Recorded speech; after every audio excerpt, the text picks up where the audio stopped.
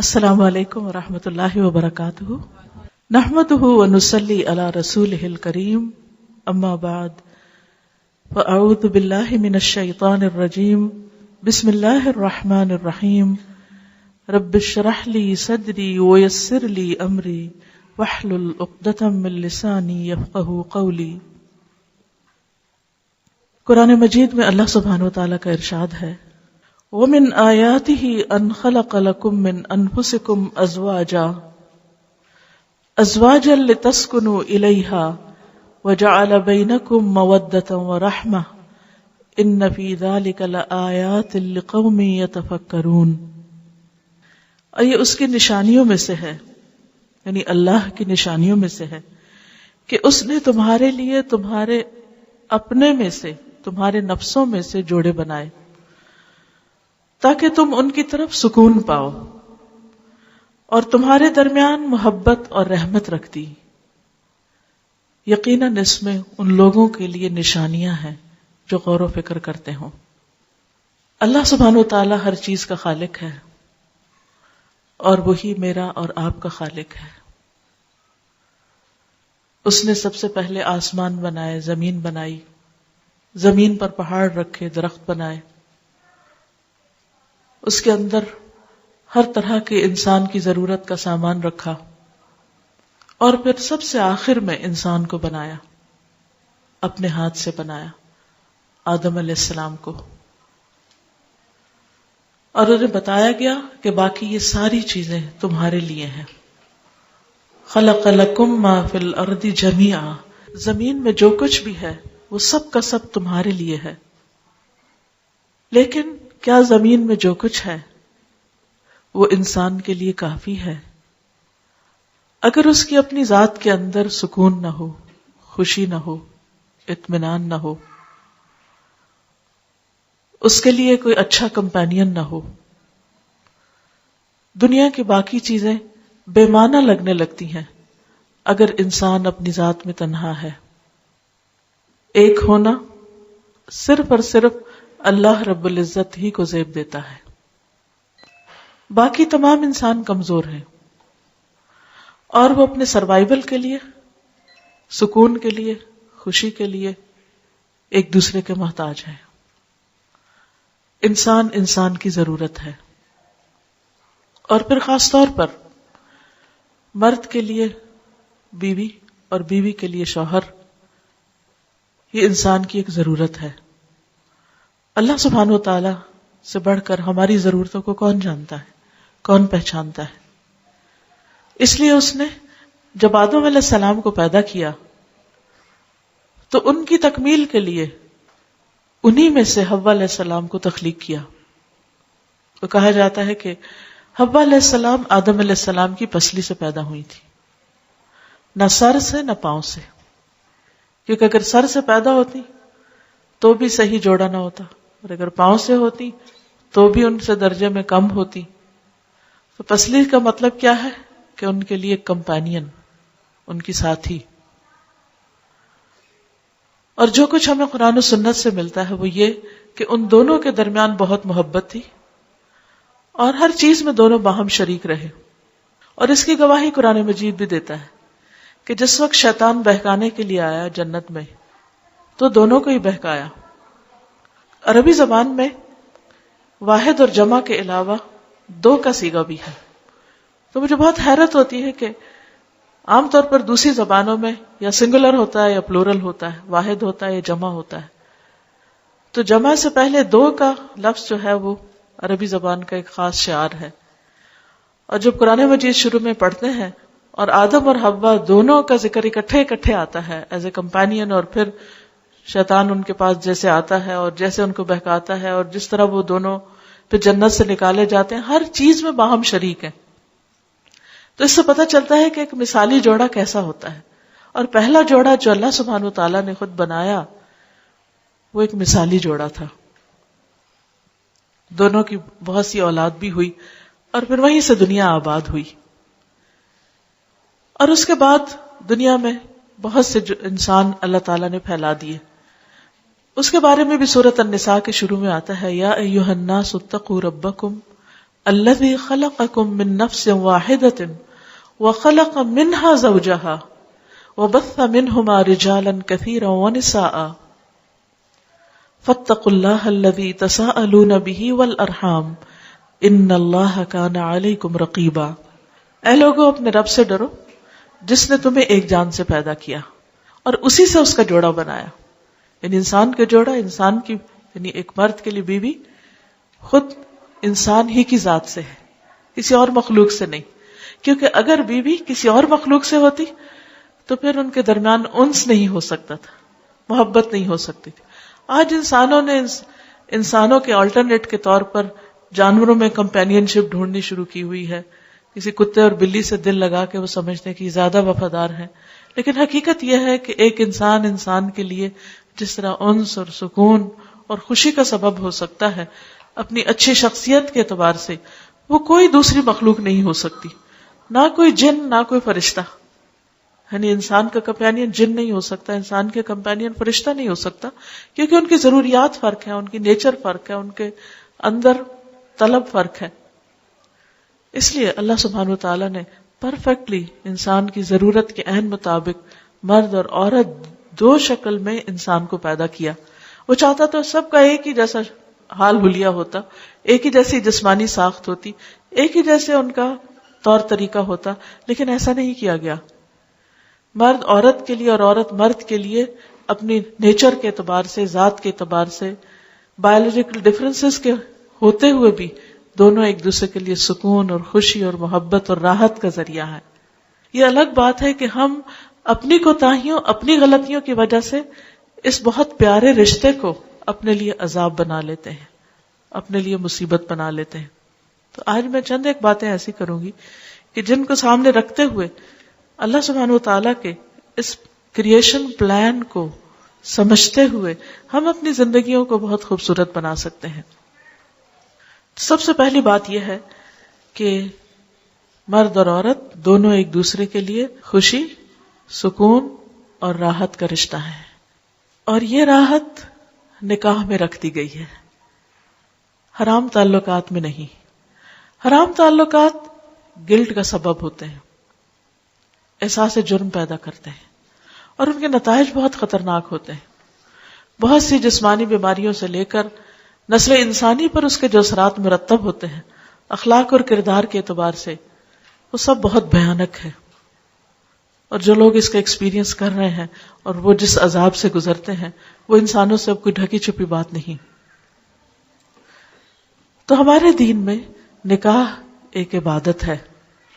حدیث میں آتا ہے کہ دو محبت کرنے والوں کے لیے نکاح سے بہتر کوئی چیز نہیں پائی گئی جو ان کو ایک دوسرے کے لیے ایک دوسرے سے جائز اور حلال طریقے سے ایک دوسرے کے قریب لے آئے. اسی لیے ہم دیکھتے ہیں کہ نکاح کو عبادت قرار دیا گیا، اور اس پر نکاح اور خاص طور پر شوہر بیوی کے تعلق کو، کہ شوہر اگر اپنی بیوی کے ساتھ جسمانی تعلق قائم کرتا ہے تو وہ بھی اس صدقہ ہے اس کا، اور اس کے لیے اجر و ثواب کا باعث ہے. تو لوگوں نے بہت حیرت سے پوچھا کہ یہ کام بھی ثواب ہے، یعنی کہ یہ ریلیشن شپ اجر و ثواب کا جو ہم سمجھتے کہ کمپلیٹلی دنیاوی کام ہے، یا صرف انسان ایک پلیزر کے لیے بعض اوقات ایسے ریلیشن شپ میں ہوتا ہے، تو کیا یہ خوشی حاصل کرنا اور ایک دوسرے کے لیے سیٹسفیکشن کا سامان بننا یہ بھی عبادت ہے؟ جی ہاں. آپ صلی اللہ علیہ وسلم نے اس کی وضاحت کرتے ہوئے فرمایا کہ اگر یہی چیز حرام راستے سے حاصل کی جائے تو کیا گناہ نہ ہوگا؟ تو جب کوئی حلال راستے سے یہ خوشی حاصل کرتا ہے تو یہ سراسر اس کے لیے ثواب بن جاتا ہے، عبادت بن جاتا ہے. اسی لیے نکاح کو باقاعدہ صرف ایک کانٹریکٹ نہیں، باقاعدہ ایک طریقہ اور ایک پورے اس کے ساتھ شروط اور ارکان اور ساری چیزیں رکھی گئی، جس میں صرف یہ وقتی اور صرف زبانی کلامی رشتہ نہ ہو، صرف زبانی کلامی وعد وعید نہ ہو، بلکہ لوگوں کے سامنے لوگوں کو گواہ بنا کر اور اللہ کو گواہ بنا کر ایک دوسرے کے حقوق ادا کرنے کا عہد و پیمان کیا جائے، اور اس کو باقاعدہ ایک کانٹریکٹ میں باندھا گیا تاکہ کوئی فریق دوسرے کے اوپر زیادتی نہ کرے، ایک دوسرے کے حقوق کی خلاف ورزی نہ کرے. کیونکہ انسانی زندگی کے اندر اپس اینڈ ڈاؤنز آتے ہیں، کبھی خوشی ہوتی ہے، کبھی مزاج اچھا ہوتا ہے، کبھی انسان بگڑنے لگتا ہے تو ایک دوسرے پر زیادتی بھی کر جاتا ہے، کیونکہ ہمیشہ حالات ایک جیسے نہیں رہتے. چاند بڑھتا بھی ہے اور پھر گھٹتا بھی ہے. زندگی میں روشنی بھی ہوتی ہے، اندھیرا بھی ہوتا ہے، خوشیاں بھی ہوتی ہیں، غم بھی ہوتے ہیں. اس لیے ایسا نہ ہو کہ جب خوشی ہو جب تو ایک دوسرے کا حق ادا کیا جائے، اور اگر کسی بات پہ ناراضگی ہو گئی یا طبیعت مچل گئی ہے یا کچھ خفگی ہو گئی ہے تو ایسی صورت میں انسان ایک دوسرے پر ظلم و زیادتی کرنے پر اتر آئے. تو اس لیے اس بندھن کو صرف زبانی کلام ہی نہیں، باقاعدہ ایک کانٹریکٹ کی شکل دی گئی تاکہ کسی بھی اگلے فیصلے سے پہلے سوچ سمجھ کر فیصلہ کیا جائے.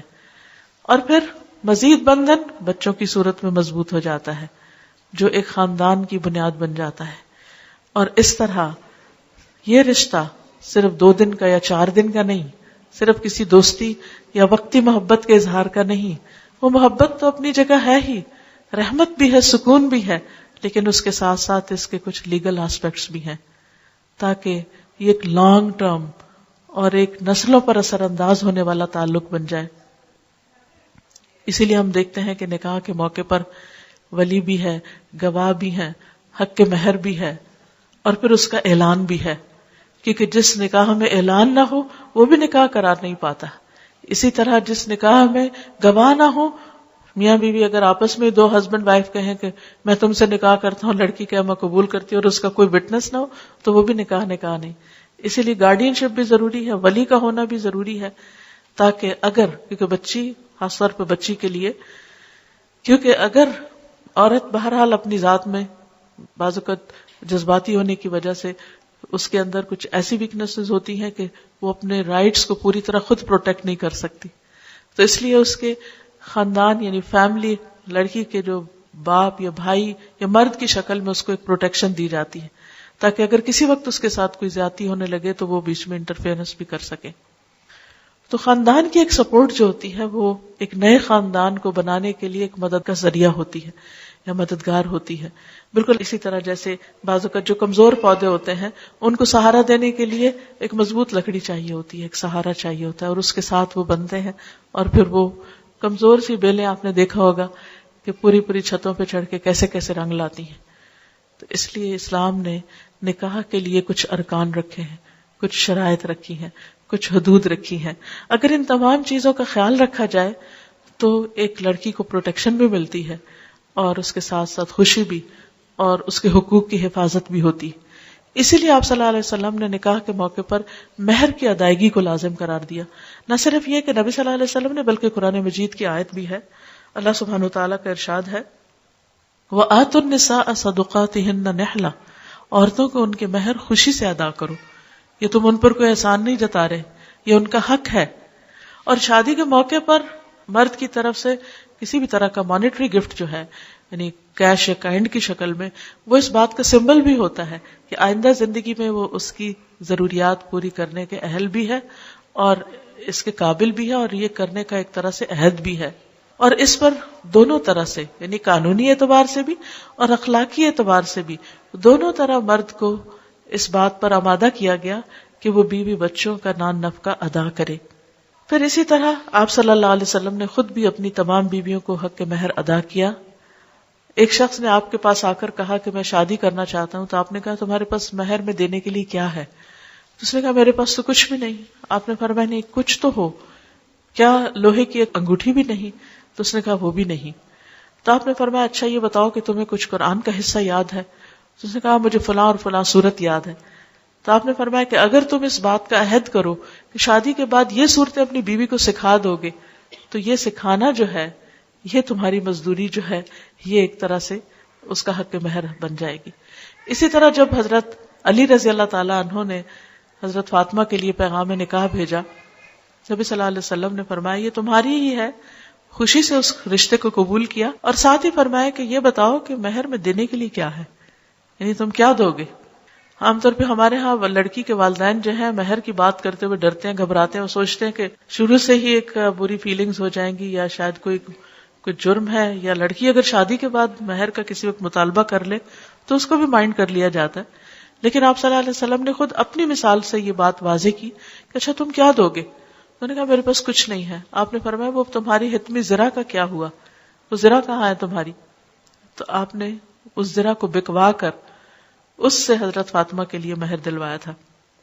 اس سے اندازہ ہوتا ہے کہ شادی صرف زبانی باتوں سے خوش کرنے کا نام نہیں ہے, بلکہ لڑکی کی ذمہ داری اٹھانے اور بیوی کو ایک فائنینشیل سپورٹ اور پروٹیکشن دینا بھی اس کا حصہ ہے. اور اگر اس موقع پر کوئی شخص صرف اپنے ناموری کے لیے بڑی بڑی رقم لکھا دے یا کوئی بہت بڑی پراپرٹی لکھوا دے, لیکن اس کی نیت ادائیگی کی نہ ہو, وہ صرف یہ ہو کہ چلو وقتی طور پر خوش کرنے والی بات ہے کچھ بھی لکھ دو, اور بعد میں وہ ادا نہ کرے, تو یہ ایک دھوکہ ہے. آپ صلی اللہ علیہ وسلم نے فرمایا من غش فلیس منا, جو کسی کو دھوکہ دے وہ ہم میں سے نہیں ہے. کہ جو زبانی کلامی تو خوش کرے لیکن حقیقت میں اس کا ارادہ نہ ہو اور عملی طور پر وہ کچھ بھی نہ کرے. آپ نے دیکھا ہوگا کہ اکثر شادیوں کے بعد لوگ جب پریشان ہوتے ہیں تو کیا کہتے ہیں, ہمارے ساتھ دھوکہ ہو گیا, ہمارے ساتھ اچھا نہیں ہوا, ہمیں بتایا کچھ گیا تھا اور حقیقت کچھ اور تھی, سامنے کچھ اور دکھایا گیا اور اندر کچھ اور تھا.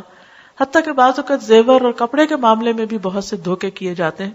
کسی کا لے دے کے پہنا دیا جاتا ہے, پھر واپس لے لیا جاتا ہے, پھر دھوکے سے اس کو بعض اوقات ہٹائی لیا جاتا ہے, بکوا دیا جاتا ہے.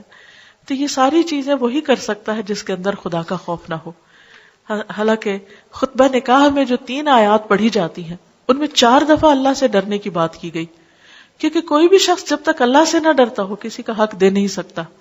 کیونکہ انسان کو انسان سے اختلاف بھی ہو سکتے ہیں, انسان کو انسان کے ساتھ ایسی کیفیات بھی ہو سکتی ہے کہ وہ ایک دوسرے سے کسی بھی بات پہ ناراض ہو, لیکن جو اس نے وعدہ کر رکھا ہے کچھ بھی دینے کا, اس کو پورا کرنا اس کے ذمہ لازم ہے. اسی طرح یہ ہے کہ نکاح کے بعد ولیمہ کرنا جو ہے یہ مرد کی ذمہ لازم ہے. نبی صلی اللہ علیہ وسلم نے حضرت عبد الرحمن بن عوف کو مدینہ میں جانے کے بعد دیکھا کہ ان کے کپڑوں پر زرد رنگ ہے, زعفران کا. تو آپ مسکرائے اور پوچھا کیا تم نے نکاح کر لیا؟ تو انہوں نے کہا جی ہاں میں نے نکاح کیا. آپ نے فرمایا کہ تم نے اپنی بیوی کو کیا دیا ہے, یعنی مہر کیا دیا؟ تو انہوں نے کہا کہ میں نے 1 گٹلی برابر سونا دیا ہے. تو آپ نے کہا اچھا اب تم ولیمہ کرو, اولم ولو بشاتن, خواہ ایک بکری ذبح کرو. اور یہاں تک کہ اس ولیمے کی دعوت کو قبول کرنا بھی لازم قرار دیا گیا. آپ نے فرمایا کہ جس کو دعوت دی جائے وہ اسے قبول کرے, خواہ وہ کھانا کھائے یا نہ کھائے.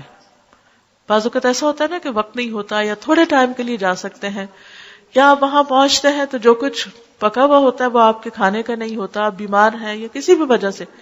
تو حدیث میں خاص طور پر فرمایا کہ چاہے تم کھاؤ یا نہ کھاؤ لیکن دعوت میں ضرور جاؤ. یہ کس لیے؟ کیونکہ اس سے باہم محبت پیدا ہوتی ہے, اور یہ شادی میں جو اصل دعوت ہے وہ ولیمہ ہی کی دعوت ہے. پھر چند چیزیں اور ہیں, وہ یہ کہ نکاح سے پہلے لڑکے کے لیے لازم قرار دیا گیا کہ وہ لڑکی کو دیکھے. کیوں؟ تاکہ وہ پہلے سے اس بات کا فیصلہ کر سکے کہ اس لڑکی میں کچھ اٹریکشن ہے یا نہیں. عورت کے اندر کی جو اٹریکشن ہے وہ کسی مرد کے لیے نکاح کا ذریعہ بن سکتی ہے, وہ اس کو اٹریکٹ کرتی ہے, لیکن پھر پرسنالٹی ہوتی ہے, شخصیت ہوتی ہے جس کی وجہ سے وہ ایک دوسرے کے ساتھ باقی رہتے ہیں یا تعلق باقی رہتا ہے. خوبصورتی, حسن, زیب و زینت, یہ تمام چیزیں اپنی جگہ ایک اہمیت رکھتی ہیں, لیکن یاد رکھیے یہ سب کچھ یہی نہیں. ابتدا میں تو یہ چیزیں فائدہ دیتی ہیں, لیکن وہ کون سی چیز ہے, وہ کیا راز ہے کہ جس سے عورت مرد کے دل میں گھر بناتی ہے یا مرد عورت کے لیے ایک مقام اپنے اس کے دل میں پیدا کرتا ہے, وہ ہے ان کی عادات, ان کا اخلاق, ان کی سنسیئرٹی, وفاداری اور ایک دوسرے کے حقوق کا خیال رکھنا. کہ جب تک یہ نہ ہو, آپس میں ایک دوسرے کے حقوق کا خیال نہ رکھا جائے, ایک دوسرے کی کیئر نہ کی جائے, ایک دوسرے کی رسپیکٹ نہ کی جائے, تو یہ گاڑی ساتھ چلنا مشکل ہوتی. عام طور پہ کہا جاتا ہے نا کہ مرد اور عورت گاڑی کے 2 پہیے ہیں. ویسے 2 پہیوں سے تو کوئی گاڑی نہیں چلتی, موٹر سائیکل ہی چلتا ہے, لیکن 2 طرفہ اگر کہا جائے تو اس میں بھی آپ دیکھیے کہ پھر وہ بیلنس ہونا بہت ضروری ہے. اگر ایک پہیا بہت چھوٹا ہے یا کمزور ہے تو دوسرا بڑا ہے اور بھاری ہے, پھر گاڑی چل نہیں سکتی, اس کو تبدیل کرنا پڑتا ہے. تو زندگی کی گاڑی بھی نہیں چلتی جب تک کہ دونوں کے درمیان کمپیٹیبلٹی نہ ہو, دونوں کی ایک دوسرے کے ساتھ انڈرسٹینڈنگ نہ ہو, اور دونوں ایک دوسرے کے حقوق کا خیال نہ رکھنے والے ہوں.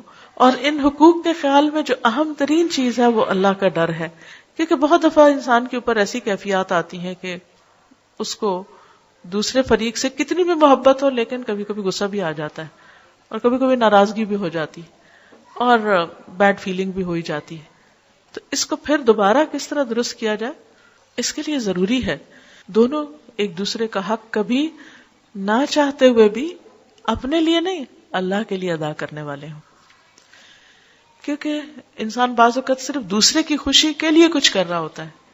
مثلا بیوی سارا دن اپنے آپ کو سجاتی ہے، بناتی، گھر کو صاف ستھرا رکھتی ہے، کھانا بناتی، گھر کی ہر ضرورت کا خیال رکھتی، تاکہ شوہر خوش ہو جائے. کہ بعض اوقات ایسا ہوتا ہے کہ وہ اپنی کسی پریشانی میں اور اپنی کسی فکر میں ہوتا ہے، اس کو کچھ بھی نظر نہیں آ رہا ہوتا.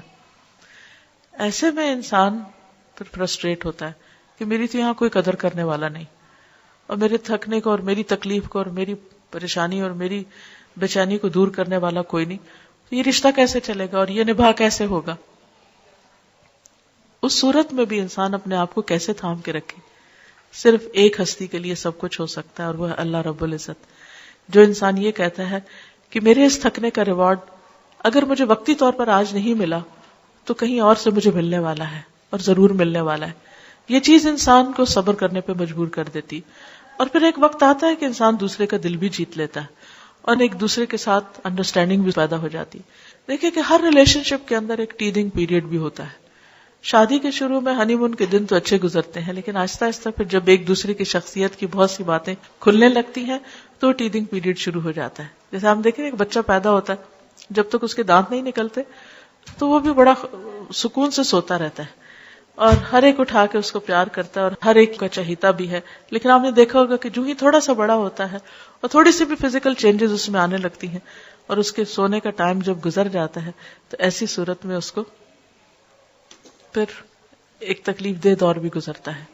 جب سلیپ لیس نائٹس ہوتی ہیں، جب وہ ماں کی توجہ چاہتا ہے، جب وہ بہت ساری بے چینی اور پریشانی سے گزرتا ہے، تو عام طور پہ ریلیشن شپس میں یہ پیریڈ آتا ہے اور یہ بہت صبر اور حوصلے کا پیریڈ ہوتا ہے. اگر انسان اس کو خوشی سے گزار جائے تو آئندہ پھر خوشی آ جاتی ہے. یعنی جیسے سورج روز چڑھتا ہے اور روز غروب ہوتا ہے، اسی طرح موسم 6 مہینے کے بعد تبدیل ہو جاتے ہیں یا 4 مہینے کے. تو یہ ساری تبدیلیاں وقت کے ساتھ ساتھ ہوتی ہیں، لیکن پھر الٹیمیٹلی دوبارہ، یعنی جو سورج غروب ہوتا ہے وہ ہمیشہ غروب نہیں ہوتا، پھر دوبارہ نکل آتا ہے. لیکن پھر جو نکلا ہوا روشنی جب درمیان میں یعنی بالکل برائٹ ہو جاتا ہے پھر دوبارہ غروب کی طرف چلا جاتا ہے. ریلیشن شپ بھی بالکل اسی طرح ہوتے ہیں، کیونکہ اللہ سبحانہ وتعالیٰ نے فرمایا کہ اس میں بہت سی نشانیاں ہیں غور و فکر کرنے والوں کے لیے.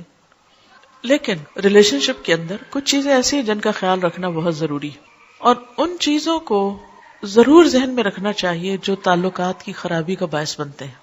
ٹھیک ہے، کچھ چیزیں تو وقتی طور پہ انسان کی طبیعت مزاج کا حصہ ہوتی ہیں، کچھ بچپن کی 2 مختلف گھرانوں سے اٹھان ہوتی ہے، اور پھر مرد اور عورت کا جو بایولوجیکل ڈفرنس ہے وہ بھی بیچ میں بہت اہم رول ادا کرتا ہے. لیکن ان سب چیزوں کے ساتھ ساتھ کچھ فیکٹرز کو سامنے رکھنا چاہیے. اس میں جو چیز عموماً خرابی کا باعث بنتی ہے وہ بدگمانی ہے. جب کسی پہ شک ہونے لگتا ہے تو وہ شک انسان کو ختم کر دیتا ہے، انسان کا چین لوٹ لیتا ہے. ہسبینڈ وائف کے درمیان محبت کو قائم رکھنے والی چیز اعتماد ہے. جب تک ایک دوسرے پر اعتماد اچھا ہوتا ہے تو خواہ ایک دوسرے سے دور بھی ہوں تو کچھ مشکل نہیں ہوتی، دونوں اپنی اپنی جگہ سیٹسفائیڈ ہوتے. لیکن قریب رہ کے بھی اگر بد اعتمادی کی فضا آ جائے، شک آ جائے تو خوشیاں ختم ہو جاتی ہیں. اس لیے حد الوسع یہ کوشش کرنی چاہیے کہ ان کاموں سے بچا جائے جو ایک دوسرے کو پسند نہیں. جو چیزیں ہسبینڈ کو پسند نہیں، بیوی کو ان سے بچنا چاہیے، اور جو چیزیں بیوی کو بہت ناگوار گزرتی ہوں، ہسبینڈ کو ان چیزوں سے رکنا چاہیے. جب دونوں ایک دوسرے کی، یعنی کہ 100% تو نہیں ہو سکتا، لیکن ایک بڑا حصہ اگر دونوں ایک دوسرے کے مزاج کو سمجھ جائیں تو پھر جھگڑے فساد نہیں ہوتے یا بہت کم ہوتے ہیں، یا ہوں بھی تو پھر محبت میں بدل جاتے ہیں اور وہ پہلے سے بھی زیادہ پھر ایک طرح سے نئے سرے سے انسان ایک دوسرے کے ساتھ اچھا نبھا کرتا ہے. اسی طرح بد اعتمادی اعتماد کے ساتھ ساتھ تنگ نظری سے بچنا چاہیے، نیرو مائنڈڈ نہیں ہونا چاہیے، اور ایک دوسرے کے ساتھ ایک دوسرے کی چھوٹی چھوٹی بات کو مائنڈ نہیں کر لینا چاہیے، کیونکہ بعض اوقات جب شادی ہوتی ہے تو دونوں میں سے کسی ایک کی یا دونوں طرف کی ایک پوزیسو ایٹیٹیوڈ جو ہوتا ہے کہ بس دوسرے شخص کا سب کچھ ہی میرا ہے، اور جب ہم دوسرے سے محبت کرتے ہیں یا محبت کا اظہار کرتے ہیں تو پھر ہم کیا چاہتے ہیں کہ یہ شخص بس اب کسی اور کی طرف توجہ نہ کرے۔ اگر شوہر ہے تو اگر وہ ماں سے بھی بات کرے گا تو بیوی کو کھلنے لگتا ہے کہ ماں کا سر ماتھا کیوں چوم رہا ہے، اگر بہن بھائیوں سے بھی بات کرتا ہے تو وہ بھی بعض اوقات برا لگنے لگتا ہے۔ یہ تنگ نظری نہیں ہونی چاہیے، دل کھلا ہونا چاہیے۔ جو محبت میں آپ کا حصہ ہے وہ آپ کا ہے، بیوی کی جگہ اور کوئی نہیں ہو سکتا۔ لیکن یہ بھی یاد رکھیے کہ جس ماں نے تکلیف اٹھا کے جنم دیا ہے اور سالوں سال دعائیں مانگ مانگ کے اس کو پالا ہے اور بڑا کیا ہے اور اس منزل تک پہنچایا ہے کہ جب وہ کامیابی کے ایک اعلیٰ منزل کو پہنچا تو اب آپ کے ساتھ اس کا ریلیشن شپ ہو رہا ہے، تو جس نے یہ ساری منزلیں طے کی ہیں اس کا حق اپنی جگہ ہے، اس حق کو کبھی فراموش نہیں کرنا چاہیے، بلکہ شوہر کی مدد کرنی چاہیے کہ وہ اپنی ماں کا خیال رکھ سکے اور اس کا ساتھ دینا چاہیے۔ اگر وہ کسی قسم کی کمی کوتاہی کر رہا ہے تو ایک اچھی بیوی کی خوبی یہ ہے کہ وہ اس کو توجہ دلائے کہ تمہاری ماں تمہارا انتظار کر رہی ہے، تمہاری ماں بھی محبت کی مستحق ہے، تمہاری ماں احترام کی مستحق ہے۔ یہ جب ساس کو بھی اس چیز کا احساس ہوتا ہے کہ ہماری بہو ہمارے بیٹے سے بھی زیادہ ہمارا خیال رکھتی ہے اور اس سے بھی زیادہ ہمارے لیے کیئرنگ ہے، تو بے پناہ محبت پیدا ہو جاتی ہے۔ اور اس میں اگر دل نہ بھی مان رہا ہو تب بھی انسان کو پازیٹو سائڈ سوچنی چاہیے کہ اس وقت عمر کے اس حصے میں ماں کی جو بھی حالت ہے، کیونکہ عموماً یہ ہوتا ہے کہ جب تک بیٹے جوان ہوتے ہیں مائیں مینوپاز کو پہنچ چکی ہوتی ہیں، ان کے چڑچڑے پن کا دور آ چکا ہوتا ہے یا پھر ان کی کئی بیماریاں شروع ہو جاتی ہیں، اب وہ پہلے سے بھی زیادہ ٹچی ہو جاتی ہیں، حساس ہو جاتی ہیں، وہی جو ساری زندگی خود بہت کچھ صبر کرتی نہیں ہے اب بہو کے معاملے میں ان سے بھی صبر نہیں ہوتا، چھوٹی چھوٹی بات مائنڈ کرنے لگتی۔ تو ایسے میں جو بزرگ ہے وہ تو بزرگ ہے، اس کو تو اس کی بزرگی کی وجہ سے ایکسکیوز کیا جا سکتا ہے، لیکن ایک نئی لڑکی کے لیے ایک ٹیسٹ بھی ہوتا ہے اور ایک صبر کا امتحان بھی اور اس کی بہادری کا امتحان بھی، کہ ان ساری چیزوں کو کتنی بہادری اور کتنے بڑے دل کے ساتھ وہ فیس کر سکتی۔ تو چھوٹی چھوٹی چیزوں کو دل پہ نہیں لینا چاہیے، بہت سی چیزوں کو اگر اگنور کر دیا جائے تو آپ دیکھیں گے کہ بڑے سے بڑا شعلہ بھی جب بھڑکتا ہے نا تو اگر آپ تھوڑی دیر ویٹ کریں تو آہستہ آہستہ شعلہ نیچے ہوتے ہوتے ہوتے پھر ایک وقت آتا آگ بجھ جاتی اور پھر باقی کیا رہتا راکھ جس کی کوئی حقیقت نہیں ہوتی۔ تو بہت سی باتیں بعض اوقات لوگ بڑے غصے میں آ کے بڑی بڑی باتیں کہہ جاتے ہیں، بڑی خراب باتیں بھی کہہ جاتے ہیں جس سے آپ کو آگ لگ جاتی ہے اور آپ کہتے ہیں بس اب تو میں نے اس کو معافی نہیں کرنا، اب تو میں نے چھوڑنا ہی نہیں، اب تک بس انف از انف، بہت ہو چکی۔ لیکن اگر آپ دیکھیں کہ اس وقت آپ تھوڑا سا سچویشن کو اوائڈ کر کے آگے پیچھے ہو جائیں اور فوری ری ایکشن نہ کریں، تھوڑا سا پاز دے دیں اپنے آپ کو، تو آپ دیکھیں گے کہ تھوڑی دیر کے بعد وہ آپ کے دل کی آگ بھی ٹھنڈی ہونے لگے گی اور دوسرا فریق بھی ٹھنڈا ہو جائے گا۔ اور پھر جب آپ دیکھیں کہ حالات نارمل ہو گئے ہیں پھر دوبارہ سے ٹھیک ہے، وہ اپنے آپ کو بھی واپس لانے میں ٹائم لگتا ہے لیکن امپاسبل نہیں ہے، بہت پاسبل ہے۔ تو ہمیشہ انسان دوسرے کے عمل کے مطابق ریاکٹ نہ کرے، اپنا اخلاق اپنا عمل اس کا خود ڈیسیژن لے، مجھے کیا کرنا ہے، مجھے اپنے آپ کو کسی اور کا تابع نہیں کرنا کہ وہ اچھا ہے تو میں اچھا ہوں اور اگر وہ خراب ہے تو میں کیوں اچھی بنوں۔ نہیں، ہمیں اللہ سے اجر لینا ہے، اللہ کی خاطر اچھا بننا ہے۔ جب وہاں اتنا زبردست ریوارڈ ہے تو ہمیں کس بات کی پریشانی، ہم کیوں نہ وہ کریں جو وہ ہم سے چاہتا ہے، کیونکہ جتنی بھی عبادات ہیں ان سب میں جو وزنی چیز ہے وہ حسن اخلاق ہے، اچھا اخلاق ہے جو انسان کے لیے قیامت کے دن بھی جنت میں جانے کا سبب بنے گا۔ کیونکہ جنت انتہائی خوبصورت بستی، اس میں ہر شخص نہیں جا سکتا، اس میں وہی جائیں گے جو وہاں سجیں گے، جن کے ظرف بڑے ہوں گے، کیونکہ اس کی وسعت زمین و آسمان برابر ہے۔ اتنی بڑی جگہ پر وہی رہ سکتے ہیں، رہنے کے قابل ہیں جن کے دل بڑے، جن کی سوچ بڑی ہے، جو بڑی بڑی باتوں کو پی جاتے ہیں۔ والکاظمین الغیظ والعافین عن الناس، جو لوگوں کو معاف کر سکتے ہیں۔ واللہ یحب المحسنین، احسان کرنے والوں کو اللہ پسند کرتا ہے، اللہ ان سے محبت کرتا ہے۔ ایسے ہی لوگ، ان کے لیے خوشخبری دی گئی ہے کہ ان کے لیے وہ جنتیں تیار کی گئی ہیں کہ جن کی وسعت زمین و آسمان کے برابر ہے۔ اس کو پانا، اس کے لیے آپ صلی اللہ علیہ وسلم کو جب جنت دکھائی گئی تو آپ خوش ہو گئے، اور آپ نے فرمایا کہ اتنی خوبصورت جگہ کون یہاں نہیں آنا چاہے گا، لیکن جب آپ کو اس کا رستہ دکھایا گیا تو کانٹوں سے بھرا ہوا تھا، آپ اداس ہو گئے۔ آپ نے فرمایا صرف ہمت والے یہاں تک پہنچیں گے، اس رستے کو صرف ہمت والے پار کریں گے، کیونکہ اکثر ایسے ہوتا ہے نا کہ تکلیف دہ چیزیں انسان دیکھ کے سہ کے ایک دن ہمت ہار کے بیٹھ جاتا ہے، بس اب آگے نہیں جا سکتے، اتنا ہی کافی ہے، یہیں ختم۔ لیکن انسان ہمیشہ ہی کہے اتنا گزر چکا، اب تھوڑا ہی رہتا ہے۔ جیسے کوئی لمبے سفر سے آتے ہیں نا، تو اب پھر بار بار ٹائم دیکھتے، اچھا کتنا رہ گیا، اچھا 10 گھنٹے گزر گئے، اب 2 گھنٹے، اچھا 4 گھنٹے، بس ختم، اتنا گزر گیا، اب یہ بھی گزر جائے گا۔ تو انسان کے لیے اس زندگی کا عارضی ہونا ایک بہت بڑی نعمت ہے، کیونکہ اس دنیا میں انسان خوشیوں کے جتنے بھی سامان اکٹھے کر سکے کر لے، لیکن یہاں کی خوشیاں پائیدار نہیں ہیں۔ ایک چیز کو پورا کرتا ہے تو دوسری ہاتھ سے چھٹتی، اس کو کھینچتا ہے تو کچھ اور ہاتھ سے چھٹ جاتا ہے، پورا کر ہی نہیں سکتا، کیونکہ اللہ نے اس دنیا کو پرفیکٹ بنایا نہیں، پرفیکشن صرف جنت میں رکھی ہے۔ اس لیے کبھی بھی یہاں کوئی تکلیف پہنچے تو انسان اس جنت کے اور اس آخرت کی کامیابی کے انتظار میں ان چیزوں کو معمولی جانے، کیونکہ وہاں اگر کسی کو جب جنت کو دکھایا جائے گا تو وہ اندر صرف ایک جھلک دیکھ کے اس سے پوچھا جائے گا بتاؤ کبھی کوئی غم دیکھا، تو کہے گا رب العزت تیری ذات کی قسم میں نے آج تک کوئی غم دیکھا ہی نہیں۔ اور یہ اس شخص کی حالت ہوگی جو دنیا میں سب سے زیادہ دکھی ہوگا۔ اور اسی طرح جہنم کا ایک جھلک دیکھ کے، ایک جھونکا دیکھ کے دنیا میں سب سے زیادہ آرام میں رہنے والا انسان کہے گا یا رب میں نے کوئی خوشی نہیں دیکھی، کوئی آرام نہیں دیکھا۔ تو اس لیے اصل منزل تو وہ ہے، اصل گھر تو وہ ہے، اور اسی کے لیے انسان کو دنیا میں کام کرنا ہے۔ دنیا میں اللہ تعالیٰ جو بھی انسان کو بھلائی دے اس کی نعمت ہے، اس پر شکر، لیکن غم ہلکے ہو جاتے ہیں، تکلیفیں ہلکی ہو جاتی ہیں جب انسان کی نظر آخرت پہ ہوتی ہے، جب وہاں کی فکر لگ جاتی ہے۔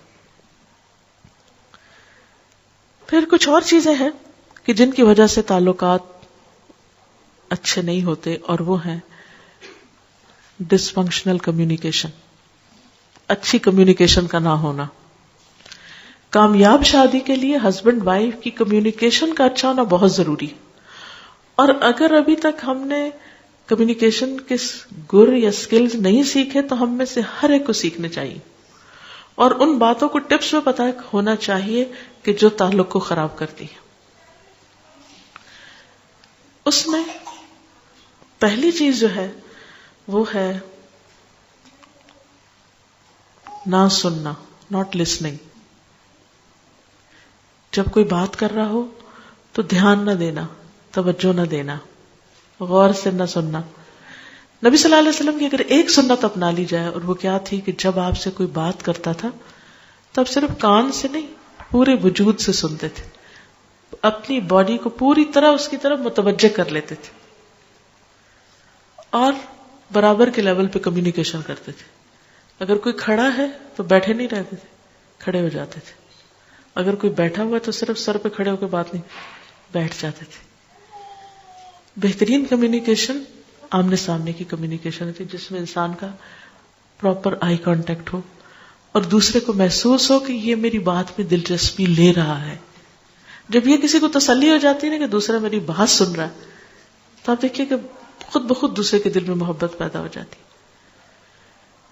عموماً ہم اپنے دھیان میں ہوتے ہیں، اپنے خیالوں میں ہوتے ہیں، اپنے کاموں میں ہوتے ہیں، اور جب کوئی شخص ایک ہی طرح کی روز بات کرے تو اس سے بھی ہم بور ہونے لگتے ہیں۔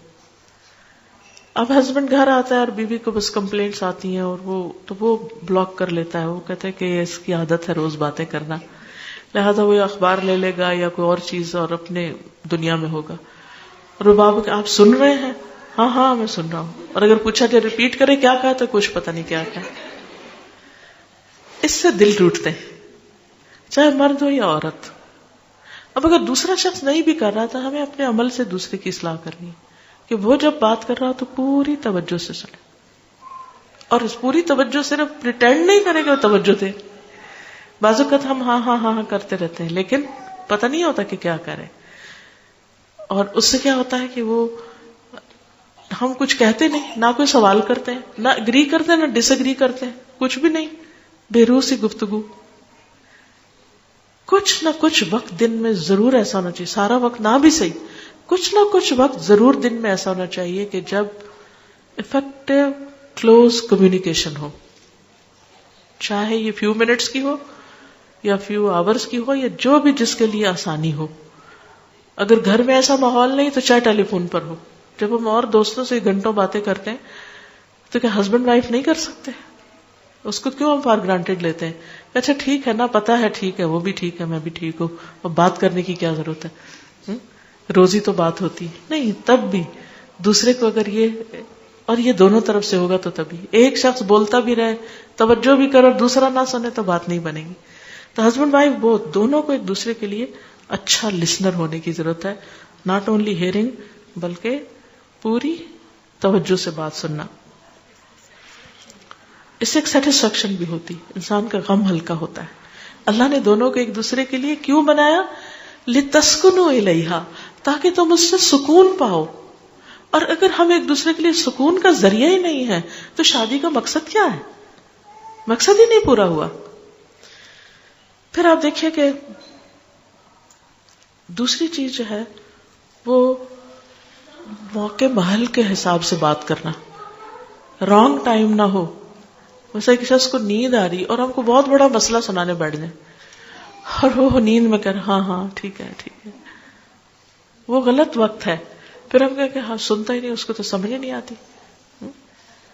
تو ہمیشہ اہم بات جو بہت آپ سمجھتے ہیں کہ وہ ہماری خاندانی زندگی پر اور بچوں کی زندگی پر اثر انداز ہونے والی, اس کے لیے چاہے کتنی بھی مصروفیت ہو تھوڑا انتظار کر لیں, لیکن اس بات کو گنوائے نہیں, پراپر ٹائم پر کریں, پراپر وے میں کریں, تاکہ وہ بات دوسرے کو سمجھ آ جائے اور سمجھانے کی طرح کریں. کیونکہ some time just we talk at other person not to a person. اس شخص سے بات نہیں کرتے, بس سنائے جاتے ہیں. ہم سمجھتے ہم نے کہہ دیا اور اس نے سنا ہی نہیں ہوتا, کیونکہ کہنے کا ہمارا طریقہ درست نہیں یا ٹائم درست نہیں. اسی طرح جب کسی کو سخت بھوک لگی اور کسی کو کھانا چاہیے تو اس وقت آپ اس کو روک کے اور لمبی باتیں شروع کر دیں تو وہ بھی رائٹ ٹائم نہیں ہے. تو جب ایک شخص کا مائنڈ کہیں اور ہے, اس کو کوئی اور بات یاد آئی اور آپ بیچ میں جا کے انٹرپشن کرتے ہیں تو انٹرپشن نہیں. پھر اسی طرح ایسی باتیں کہ جو آپ پوری اپنے دل کی بات کمیونیکیٹ کرنا چاہتے ہیں تو اس کے لیے بھی ایسا وقت نکالیں کہ جس میں انٹرپشنز کم سے کم ہوں.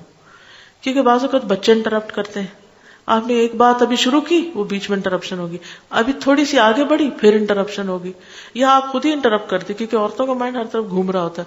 اچھا وہ دروازے پہ کون آ گیا, اچھا وہ بچے نے کیا کر لیا. اب شوہر آپ سے بات کرے اور آپ دروازہ سوچ رہے ہیں اور آپ بچہ روتا ہوا آپ کو دکھ رہا ہے. یہ چیزیں جو ہے ہم کہتے ہیں لو ہماری ڈیوٹی نہیں, یا پھر یہ کیونکہ ہم ملٹی ٹاسکنگ کر رہے ہوتے ہیں اور ہم اس پہ بڑے خوش ہوتے ہیں اور بڑے فخر بھی کر رہے ہوتے ہیں کہ دیکھیں ہم اتنے کام کرتے ہیں, یہ بھی کر رہے ہیں, وہ بھی کر رہے ہیں, وہ بھی کر رہے ہیں, لیکن آپ وہ نہیں کر رہے جو اس وقت آپ کو کرنا چاہیے. اور وہ کہ مکمل توجہ سے دوسرے کی کوئی اہم بات سن لیں, چاہے وہ آپ کی مرضی کے خلاف ہی ہے. یہ کچھ باتیں ایسی ہوتی ہیں جو ہسبینڈ روز ہی لے کے بیٹھ جاتے ہیں کہ اچھا سنو میری یہ بات. اب عورتیں اس سے گھبراتی ہیں کہ مثلا بزنس کی کوئی بات ہے یا کوئی اور جاب پہ کوئی بات ہے. اب عورتوں نے بعض اوقات اس بزنس کا انہیں کوئی انٹرسٹ نہیں ہوتا اور نہ ہی لیکن نہیں بھی تو آپ کو سمجھ آنے لگے گی. ہر نئی چیز کو سمجھنے میں ٹائم لگتا ہے, لیکن سمجھنا ضروری بھی ہوتا ہے, کیونکہ اگر ساتھ چلنا ہے تو پھر انڈرسٹینڈنگ ہونا ضروری ہے. اگر آپ نے وہ سبجیکٹ نہیں پڑھ رکھا جو شوہر نے پڑھا ہے, یا شوہر کو بیوی نے وہ پڑھ رکھا ہے اور شوہر نے نہیں پڑھا, تو آپس میں کمیونیکیشن کے لیے کچھ نہ کچھ ایک دوسرے کی بات سمجھیں. اب مثلا ہماری ایک اسٹوڈنٹ نے کہا کہ اس کے مدر بھی سائنس پڑھی ہوئی ہے اور ہسبینڈ بھی ڈاکٹر ہے. اب وہ ساس اور ہسبینڈ جو ہے وہ جب باتیں کرنے لگتے تو سائنٹیفک ٹرمز بولتے ہیں. اب یہ مائنڈ کر جاتی ہے, کہتی ہے اچھا آپ باتیں کریں, ہم تو جا رہے ہیں, ہمیں آپ کی باتیں نہیں سمجھ آتی. تو میں نے سے کہا کہ چند ٹرمز آپ بھی سیکھ لیں, روز ہی بولی جائیں گی گھر میں, تاکہ آپ بھی انجوائے کریں. کیونکہ ایک شخص جو خاص پروفیشن سے تعلق رکھتا ہے وہ کرتے کرتے وہ ٹرمینالوجی اوائڈ کر ہی نہیں سکتا. وہ سارا دن دفتر میں جو زبان بول کر آ رہا ہے وہ گھر آئے گا تو کچھ نہ کچھ اس کا اثر ساتھ آئے گا. تو آپ کو سیکھ لینا چاہیے تاکہ وہ کمپیٹیبلٹی ہو. پھر اسی طرح بعض ہسبینڈس کو یہ ہوتا ہے کہ ہمارے ساتھ کوئی چیلنجنگ گفتگو کرے. ان کی سیٹسفیکشن نہیں ہوتی جب تک ان کو چیلنج نہ کرے, یا ان کو کوئی ایسی بات نہ ہو کہ جس کو واقعی وہ آرگیومنٹ نہ کرے, کیونکہ ان کی خوشی آرگیومنٹ میں ہوتی. وہ آرگیو کرنا چاہتے ہیں. اب اگر بیوی سیدھی سادھی ہے, وہ ڈر کے بیٹھ جائے آگے سے اور کہے کہ پتہ نہیں کیا ہو جائے گا, تو بھی نہیں. تو دوسرے کا مزاج سمجھنے کی ضرورت ہے. پھر اسی طرح یہ ہے کہ ہسبینڈ وائف کی گفتگو صرف فارمیلٹی نہ ہو کہ اچھا چونکہ اب میں نے خوش کرنا ہے اس لیے اب وہ ایک بس بات کر رہے ہیں, ویسے کوئی دل کا تعلق نہیں, نہ کوئی محبت کی بات ہے, نہ ہی کسی کی تکلیف اور کیئر کی. تو اس میں کوئی ہنسنے ہنسانے والی بات بھی کرنی چاہیے. ہم ایک گھر میں رہتے ہیں, کسی دفتر میں نہیں رہتے یا کسی مارکیٹ میں نہیں کھڑے, تو فارمیلٹی کی ایک حد ہوتی ہے, اس سے باہر نکلنا چاہیے. اب کوئی یہ کہے کہ جی ہمارے تو خاندان میں ایٹیکیٹس ہیں, ہم تو ایسے ہی بات کریں گے, تو ٹھیک ہے آپ دوسروں سے کریں, لیکن ہسبینڈ وائف کے درمیان جوکس بھی ہونے چاہیے. نبی صلی اللہ علیہ وسلم کے ہاں مزاح بھی ہوتا تھا, ہنسی دل لگی کی باتیں بھی ہوتی تھی. اور نبی صلی اللہ علیہ وسلم جب گھر تشریف لاتے تھے تو حضرت عائشہ اپنی سہیلیوں کے ساتھ کھیل رہی ہوتی تھی, تو ان کی سہیلیاں ادھر ادھر چھپ جاتی تھی. آپ ایک ایک کو ڈھونڈتے اور واپس لاتے اور کہتے کہ تم کھیلو. پھر انہوں نے اپنے کھلونے سجا کے رکھے تھے, گڑیا سجا کے رکھی ہوئی تھی, تو ایک گڑیا کے پر تھے. تو آپ نے کہا عائشہ یہ پر کس طرح لگے ہوئے ہیں, یہ کیا ہے؟ کہا گھوڑا ہے. پر؟ گھوڑے کے تو پر نہیں ہوتے. کہا سلیمان علیہ السلام کے گھوڑے کے پر ہوتے تھے نا. تو آپ اس پر ہنس دیے. اسی طرح آپ نے ان کے ساتھ ایک موقع پر دوڑ لگائی, تو حضرت عائشہ آگے نکل گئی کیونکہ وہ اس وقت ہلکے بدن کی تھی. پھر کچھ عرصے کے بعد دوبارہ دوڑ لگائی تو حضور صلی اللہ علیہ وسلم آگے نکل گئے. اس وقت عائشہ کا جسم کچھ بھاری ہو چکا تھا. تو آپ نے عائشہ یہ اس دن کا بدلہ ہے.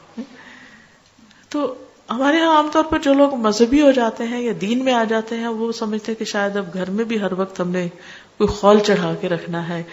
دین کسی خول چڑھانے کا نام نہیں, تو بڑی نیچرل چیز ہے. انسان اپنی گفتگو میں, معاملات میں, سوچ میں بس ان چیزوں سے بچے جو اللہ نے منع کی ہیں.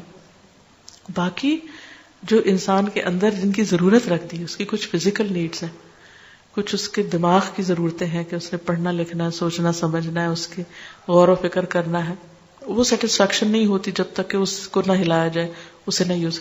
کچھ انسان کے دل کی ضروریات ہوتی, یہاں ایمان ہونا چاہیے, اسپرچولیٹی ہونی چاہیے. کچھ اس کے پیٹ کی ضرورت ہے, اس کو کھانا کھانا ہے. تو آپ صرف شوہر سے کسی شیکسپیئر کے اوپر باتیں کر کر کے اس کو راضی نہیں کر سکتے کہ آپ نے بہت کچھ پڑھا ہوا تو آپ اس کو روز ایک نئی کہانی سنانے لگتے ہیں. اس سے وہ خوش نہیں ہوگا جب تک آپ کھانا اچھا نہیں دیں گے. اور پھر اسی طرح شادی کا اصل مقصد کیا؟ ہسبینڈ وائف کی سیکشل نیڈز بھی ہیں. اب اگر آپ کھانا بھی اچھا پکا رہے ہیں اور آپ باتیں بھی بہت اچھے کر رہے ہیں اور بڑے اسپرچل بھی ہیں, بڑے ایمان ہے آپ کے اندر, لیکن ہسبینڈ اگر آپ کو بلاتا ہے تو آپ موڈ آف کر لیتے ہیں اور اس کی ضرورت پوری نہیں کرتے, یا اس کے ساتھ محبت سے پیش نہیں آتے, یا اپنی محبت شو نہیں کرتے, تو بھی غلط بات ہے, ریلیجسلی بھی غلط بات ہے. تو یہ چیز بھی بعض اوقات جھگڑوں اور فساد کا باعث بنتی. ٹھیک ہے انسان کے موڈ اپ اینڈ ڈاؤن ہوتا ہے, کبھی دل نہیں بھی چاہتا, لیکن اس وقت انسان یہی سوچے کہ اگر میرے اندر کسی چیز کی طلب ہو اور کوئی اور مجھے پریونٹ کر دے اس سے, تو پھر میرا کیا ہوگا. تو اس وقت مجھے اگر نہیں بھی ضرورت اور ہسبینڈ کی ایک ضرورت ہے, تو دونوں کے درمیان جب ہی نبھے گی نا جب ایک دوسرے کی ضروریات کا خیال رکھیں گے. تو جب انسان کبھی اپنے من کو مار کے دوسرے کو خوش کر دیتا تو اللہ تعالیٰ اس کے عوض اس کو اس سے بڑی خوشی عطا کرتا ہے. ان چیزوں کا خیال رکھنا ضروری ہے. پھر اسی طرح یہ ہے کہ بے تکلف ہو لیکن شاؤٹ نہیں کرے ایک دوسرے پر. احترام اپنی جگہ قائم رہے, کیونکہ چیخ چلا کے بات کرنا, دور سے شاؤٹ کرنا, اس سے بھی ایک دوسرے کے لیے بعض اوقات دل جو ہے وہ ایک دوسرے سے تنگ ہونے لگتے ہیں. پھر ایکیوزنگ بہیویئر نہ ہو کہ ہر چیز میں آپ تو ہم کو ٹائم ہی نہیں دیتے اور آپ تو بہت ہی مصروف رہتے ہیں اور آپ تو ایسا ہے اور ویسا ہے. جب آپ ایکیوزنگ ٹون میں ہر وقت بات کرتے ہیں تو دوسرا بیزار ہونے لگتا ہے. اچھا میں نے اتنی دفعہ فون کیا آپ نے اٹھایا ہی نہیں, اور میں نے یہ چیز لانے کو کہی اور آپ لائے نہیں, اور آپ کو تو کبھی یاد ہی نہیں رہتا, اور آپ کے لیے تو بچے کوئی اہمیت ہی نہیں رکھتے, اور آپ کے لیے تو گھر کچھ ہے ہی نہیں, وغیرہ وغیرہ. اس طرح کی جو ایکیوز کرنے والی باتیں ہیں, اعتراض کی اور ہر وقت کمپلینٹس, ٹھیک ہے ان کا بھی زندگی میں ایک پارٹ ہوتا ہے, ہونی چاہیے کبھی, میں نہیں کہتی کہ وہ نہیں ہونی چاہیے, لیکن بس تھوڑا حصہ. اگر آپ ایک گراف بنائے نا تو اس میں اس کا ایک چھوٹا حصہ ہونا چاہیے اور دوسرے کو انڈرسٹینڈ کرنے کا ایک بڑا حصہ ہونا چاہیے. کیونکہ اس سے جب صرف ایک دوسرے کو بلیم کرنے والا ایٹیٹیوڈ ہوتا ہے تو ایک دوسرے سے بیزاری پیدا ہو جاتی ہے. پھر اسی طرح یہ ہے کہ زبان درازی، گالی گلوچ، بدتمیزی، بد اخلاقی، یہ دلوں کو اس طرح پھاڑ دیتے ہیں کہ پھر جوڑنے مشکل ہو جاتے ہیں. اور پھر انسان ایک دفعہ یہ کر لیتا ہے لیکن اس کے بعد اتنا اس کا جیسے ہڈی ایک ٹوٹ جاتی ہے نا تو پھر اس کے درست ہونے میں بڑا ٹائم لگتا ہے. ایسے جب دلوں کو توڑ دیتے ہیں نا ہم تھوڑا سا غصہ ظاہر کر کے تو پھر ان کو درست ہونے میں ایک ٹائم لگتا ہے. اور پھر ہم بعض اوقات 1 منٹ میں توڑتے ہیں، اگلے منٹ میں کہتے ہیں سوری، اور اگلے منٹ میں چاہتے ہیں دوسرا شخص بالکل ٹھیک ہو جائے.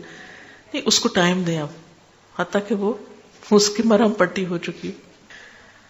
پھر اسی طرح یہ ہے کہ باہر سے اکسانے والے بھی بعض اوقات تعلقات کو خراب کر دیتے ہیں. ہسبینڈ وائف کے درمیان اچھے بھلے تعلقات ہوتے ہیں لیکن کوئی رشتہ دار، کوئی دوست، کوئی ادھر ادھر کے لوگ وہ آ کے ایسی ایسی باتیں کرتے ہیں کہ جس کی وجہ سے ایک محبت بھرا رشتہ جو ہے اس کے اندر رکھنے پڑنے لگتے ہیں. اس بارے میں نبی صلی اللہ علیہ وسلم نے بہت سختی سے فرمایا کہ جس نے شوہر کے خلاف اس کی بیوی کو بدظن کیا، یعنی شوہر کے خلاف اس کی بیوی کے دل میں کوئی ایسی چیز ڈال دی، وہ ہم میں سے نہیں. اس بات پر بھی آپ صلی اللہ علیہ وسلم نے خبردار کیا ہے کہ ابلیس ہر روز اپنا تخت پانی پر لگاتا ہے اور وہ پانی پر لگانے کے بعد شام کو سارے اس کے جو چیلے ہوتے ہیں اس کے پاس آتے ہیں اور اپنے اپنے کارنامے سناتے ہیں. تو وہ کہتے ہیں کہ تم نے کچھ نہیں کیا، کوئی بگ ڈیل نہیں. پھر ایک شیطان آتا ہے، وہ کہتا ہے کہ میں فلاں میاں بیوی کے پیچھے لگا رہا حتیٰ کہ ان کو لڑا دیا. تو ابلیس کو وہ کہتا ہے کہ میں اس کے پیچھے لگا رہا جب تک کہ ان میں لڑائی نہیں ہوگی، چھوڑا نہیں. تو اس اعتبار سے بھی اپنے آپ کو پروٹیکٹ کرے کہ شیطان آئے گا، کیونکہ وہ جیلس تھا نا. جیلسی کی وجہ سے بہت سے رشتے خراب ہوتے ہیں، چاہے وہ جیلسی قریبی رشتہ دار کی طرف سے ہو. اب یوسف علیہ السلام کے بھائی ان سے جیلس ہو گئے تھے، آدم علیہ السلام کے ساتھ ابلیس جیلس ہو گیا تھا. تو یہ جیلسی کا فیکٹر ہر جگہ موجود ہوتا ہے. جب اللہ تعالیٰ کسی بندے کو کوئی نعمت دیتا ہے تو ضرور کوئی نہ کوئی جیلس ہو جاتا ہے. اس وقت پھر انسان کو کیا کرنا چاہیے؟ بعض اوقات دلوں میں ہوتا ہے حسد، ہمیں تو نہیں پتا کہ کون ہم سے خوش ہے اور کون جیلس ہے. تو ہم دوسروں کے پیچھے نہ پڑیں اور ہم بدگمانی کر کے نہ کہیں فلاں کی نظر لگی اور فلاں جیلس اور فلاں نے مجھ پہ کچھ کر دیا اور فلاں ایسا اور ویسا. نہیں، ہمیں یہ کہا گیا کہ آپ اپنی پروٹیکشن کا انتظام کر لیں. اب ایسا اگر کسی شہر میں چور پھر رہے ہوں تو اب آپ ان کو نہیں پکڑ سکتے. آپ کیا کرتے ہیں؟ اپنے گھر کو پروٹیکٹ کرتے ہیں، ڈبل لاک لگاتے ہیں، گیٹ کیپر کھڑے کرتے ہیں، سیکیورٹی گارڈز کھڑا کرتے ہیں اور کئی کچھ کرتے ہیں کہ آپ اپنا سیکیورٹی کا انتظام کر لیتے ہیں. تو بالکل اسی طرح شیطان تو ہر جگہ پھر ہی رہے، تو آپ نے اپنی سیکیورٹی کا انتظام کرنا ہے. اور وہ سیکیورٹی کیا ہے؟ اللہ کا ذکر. اللہ کا ذکر انسان کے لیے قلعے کی طرح ہے کہ جس کو انسان جب اللہ کا ذکر کرتا ہے تو پروٹیکشن میں آ جاتا ہے، اس قلعے کے اندر آ جاتا ہے اور پھر شیطان آ نہیں سکتا، سارے دروازے بند ہو جاتے ہیں. تو اس کے لیے ضروری ہے کہ صبح شام کی دعائیں، صبح شام کے اذکار، اور کچھ یاد نہیں تو آیت الکرسی صبح اٹھتے ہی، صبح کے وقت اور فجر کی نماز کے بعد اور شام کی نماز کے بعد اور عصر کی، ہر نماز کے بعد آیت الکرسی ایک ایسی چیز ہے کہ جس کی وجہ سے انسان پوری طرح پروٹیکشن میں آ جاتا ہے، اللہ کی حفاظت میں آ جاتا ہے. پھر بات یہ ہو رہی تھی کہ دوسروں کی انٹرفیئرنس ہسبینڈ وائف کے بیچ میں، یہ صرف لڑکی کی ساس کی طرف سے نہیں ہوتی، بعض اوقات لڑکے کی ساس کی طرف سے بھی ہوتی. ہم مائیں بعض اوقات بیٹیوں کا پیچھا کیے رکھتی ہیں اور چھوٹی چھوٹی بات میں ہم انٹرفیئر کرتے ہیں. اچھا کیا کھایا تھا، کیا بنایا تھا، کہاں گئے تھے، یہ ملا کہ نہیں ملا، ایسا ہو گیا یا نہیں ہوا. ان باتوں کی وجہ سے بعض اوقات بہت گڑبڑ ہو جاتی ہے. بچوں کو ایک فریڈم دینی چاہیے کہ آپس میں ایک دوسرے کے ساتھ انڈرسٹینڈنگ کریں، کیونکہ کر ہم محبت میں رہے ہوتے ہیں لیکن الٹا دشمنی کر رہے ہوتے ہیں. پرسنلی میں نے اپنی بیٹیوں کے ساتھ ایک اصول رکھا، میں نے کہا بیٹا شادی ہو رہی ہے، اب تم جانو، تمہارا ہسبینڈ جانے، تمہارے سسرال جانے. مجھ سے کوئی توقع نہ رکھنا کہ چھوٹی چھوٹی باتوں میں تمہیں کوئی چیزیں بتاؤں گی. میں نے جو سکھانا تھا سکھا دیا, میں نے تمہیں قرآن بھی پڑھا دیا, میں نے دنیا کا بھی جو بتانا تھا بتا دیا. اب اپنی عقل استعمال کرو, خود ڈیسیژن لو, لوگوں کے ساتھ بنا کے رکھو. اگر تمہیں کسی کی طرف سے بھی کوئی ٹربل ہے تو تم اس کا دل جیتو. کسی کو کانکر کرنے کا طریقہ اس کے اوپر زور زبردستی کرنا اور لڑائی جھگڑا کرنا نہیں ہے. کیونکہ بعض اوقات ہم سمجھتے ہیں کہ اگر شاؤٹ کر لیں گے یا ہم زور سے کوئی بدتمیزی کر لیں گے تو دوسرا دب جائے گا. یہ بہت ہی گھٹیا طریقہ کسی کو دبانے کا. تھوڑی دیر سہم کے چپ ہو جائے گا مگر اس کا دل نہیں آپ جیت سکتے. محبت فاتح عالم. قرآن پاک نے یہ گر بتایا ہے کہ اگر تمہارے اور دوسرے کے درمیان دشمنی بھی ہے تو تم کیا کرو, ادفع باللتی ہی احسن, جو اچھا طریقہ ہے, اچھا اخلاق ہے, اس کے ساتھ اس کو دور کرو. فَإِذَا الَّذِي بَيْنَكَ وَبَيْنَهُ عَدَاوَةٌ كَأَنَّهُ وَلِيٌّ حَمِيمٌ. تمہارے اور اس کے بیچ میں اگر کوئی دشمنی ہے تو خوب گہرا دوست بن جائے گا. نبی صلی اللہ علیہ وسلم کی کامیابی اصل میں ہے کیا؟ آپ نے دشمنوں کو دوست بنایا. آپ دیکھیے کہ فتح مکہ کے موقع پر کتنے کم لوگ ہیں, یعنی نہ ہونے کے برابر خون بہایا گیا اور مکہ فتح ہو گیا. ایسا فاتح دنیا میں کون سا ہے؟ کہیں مثال نہیں ملے گی آپ کو. پھر کیا ہوا؟ کوئی بھی شخص جب آیا اس نے کلمہ پڑھا, آپ نے اس کو بڑی سے بڑی رسپانسبلٹی دے دی. خالد بن ولید ہوں, ولید بن مغیرہ کے بیٹے, یا پھر حارث, یا پھر ابو جہل کے بیٹے اکرمہ ہوں, یا اور بھی آپ کے جتنے بڑے بڑے دشمن تھے ان کی اولادیں جب آپ کے پاس آئیں انہوں نے ایک دن بھی ان کو تانا نہیں دیا تھا کہ تمہارے باپ نے یہ کیا تھا میرے ساتھ. نیور. اس لیے کبھی کسی کو آر نہ دلائیں. انسان ہے نا, ہر ایک سے غلطی ہو جاتی. اور اس شخص کو بہت بڑا ظالم قرار دیا گیا کہ جو کسی ایک شخص کا عیب بیان کرنے کے لیے پورے قبیلے اس کے قرآن ڈالے, جنرلائز کر دے. غلطی ایک کی ہو اور سارے خاندان کو بدنام کر دیا جائے. بعض اوقات ایسا ہوتا ہے نا کہ اگر بہو کے ساتھ کوئی کسی قسم کی کوئی مس انڈرسٹینڈنگ ہو گئی تو پھر صرف بہو تک نہیں ہم رہتے, بہو کے ماں باپ, بہن بھائی, پورا کنبہ قبیلہ خاندان سب بیچ میں شامل ہو جاتا, حالانکہ ان کا کوئی قصور نہیں ہوتا. اب دیکھیے کہ آج کل کون کسی کی ذمہ داری لے سکتا ہے؟ بہن بھائی بھی ایک دوسرے کی نہیں لے سکتے. تم فلاں سے نہیں ملو گے کہ تمہاری بہن ایسی ہے, تم اس سے نہیں ملو گے, تم ماں باپ کے گھر نہیں جاؤ گی کیونکہ تمہاری بہنیں ایسی ہیں, تمہارا بھائی ایسا ہے, فلاں ایسا ہے. بھائی ساری زندگی تو لڑکی نے ماں باپ کے گھر گزاری, اگر اب تک نہیں بگڑی تھی تو کیا ابھی بگڑ جائے گی؟ یہ صرف شیطان ہمارے دل میں ڈالتا ہے, وسوسے ڈالتا ہے, ہمارے دل کو پریشان کرتا ہے, اور پھر ناروا قسم کی ریسٹرکشنز ہم لگا کے سوچتے ہیں کہ شاید ہم اس طرح کامیاب ہو جائیں گے. تو بات یہ ہے کہ محبت ایک ایسا ہتھیار ہے, اللہ کا ذکر اور دعا ایسا ہتھیار ہے کہ جس کے برابر کی کوئی چیز نہیں. اس لیے بہت ضروری ہے کہ انسانوں کے معاملے میں ہم معاف کرنے والے ہوں, محبت کرنے والے ہوں, وہ دیں یا نہ دیں ہمیں, ہم کرنے والے ہوں تو پتھر سے پتھر دل بھی موم ہو سکتے ہیں. اور اللہ کے معاملے میں اللہ سے ڈر کر اللہ کی رضا کے لیے, اللہ کی خوشی کے لیے انسانوں کے حقوق ادا کرنے والے ہوں, اور پھر اللہ کے بھی حقوق, کیونکہ اللہ تعالیٰ نے سب کچھ دیا اور کیا اسی کی نافرمانی کریں گے؟